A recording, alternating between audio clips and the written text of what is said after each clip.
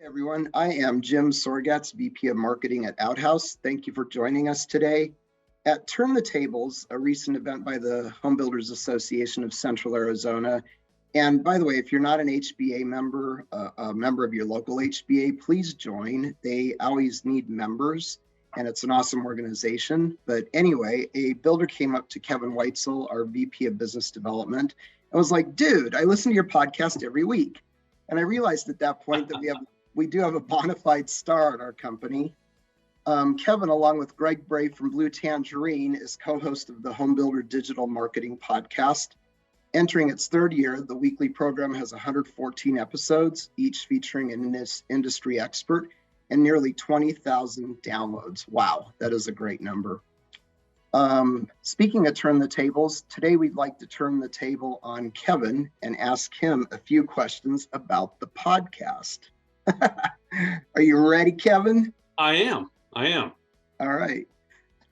So first one, you have a really impressive lineup of home builders and industry experts. What are a couple of your favorite episodes?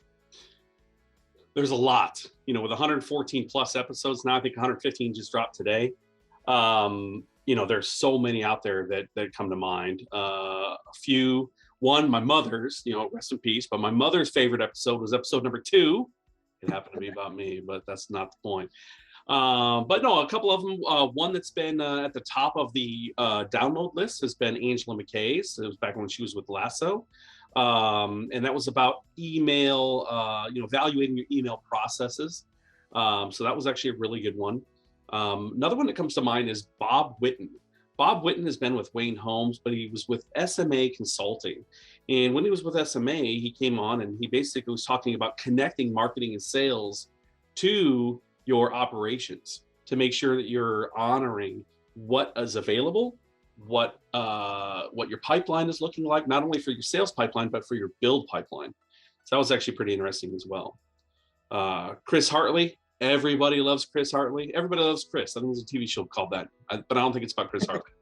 Anyway, so Chris Hartley with Kay Hovnanian, he was talking about embracing technology and the fact that, yes, we are in a relatively older construct when it comes to an industry as far as how we market, how we spread the word, and how we build our websites. But for the most part, he's talking about how, you are basically in a point of no return where you have to embrace the technology. Otherwise, you really will be left behind. Is that Chris Hartley, the Ironman as well? He is also an Ironman finisher and recently a half Ironman finisher. So yes, wow. That is Chris Hartley. That's the one and the same. Every once in a while, we'll get one that kind of tugs at you a little bit. Like we had one where Scott Larson of Homemade came on, and he had a quote, which is basically a re-abridged quote of somebody else, some other well-known philosopher. But he basically said that to truly understand customer service and to truly understand charity is to plant a tree that you will never personally enjoy the shade from. And, it just kind of struck me so well. It actually inspired some of our listeners, because I even received emails afterwards where, he struck them with that quote so much that they even went out and gave away packets, basically care packages to people experiencing homelessness. So it's pretty cool in that. Group 2's Molly Elkman. That was episode 30. Fantastic one. That's one where she was talking about, the ethical consideration in your marketing efforts, your sales efforts, that you have to consider the pathways that you make and the decisions that you make, that they're ethical ones. And of course, CBH Homes' Rhonda Conyer. You can never miss out on anything she says. But she's talking about embracing change. So it wasn't even quite about the marketing aspect, but just overall that you can't get stuck into one rut. You have to embrace the change, not only in your personal processes, but your professional efforts, the way you do business, the customer journey and pathway, possibly even the product that you offer. So that was a very good one too. Jennifer Cooper with Evolution Marketing. She's talking about the value proposition. How often do you keep your efforts in-house, or do you take it to I take it to Outhouse, or to an outsourced service, if you will. because you have to look at the value proposition as to what is your ROI, how much effort are you putting into it, what is your man hours that you have to put in, could you use those resources better internally by outsourcing? So that was actually a very good one. VTM, we had Al Trellis, episode 54. Al Trellis is known in the industry from east to west coast, all the way up into Canada. Al Trellis with the Values That Matter organization, he was talking about balancing capacity, to know what your capacity is of what you can build so you can actually sell effectively and maintain very high CSI scores. I personally, you wouldn't know it by knowing me because I'm such a goof, but I'm actually a giant nerd when it comes to analytics and data. So when I'm looking at analytics and data, the first person that ever comes to mind is Kevin Oakley. So episode 78 with Kevin Oakley with Do You Convert? He's talking, his was a little bit more focused on the whole buy online process, the buy it now button. There was some articles that came out, that needed to be that there was some debunking that needed to take place. But then on top of that, he also kind of went into, what is the customer even asking for? Is it a true click button process, or is it just aiding the process throughout and making it more convenient for the home buyer? Customer expectations. Let's go right into customer expectations. Episode 97 was Molly Carmichael with Zonda. It is important both on the in-person effect and also your digital assets.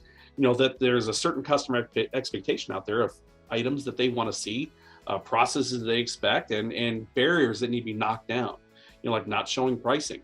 It still amazes me that we're one of the few industries where you have to call or connect or talk to somebody just to find out what the price is.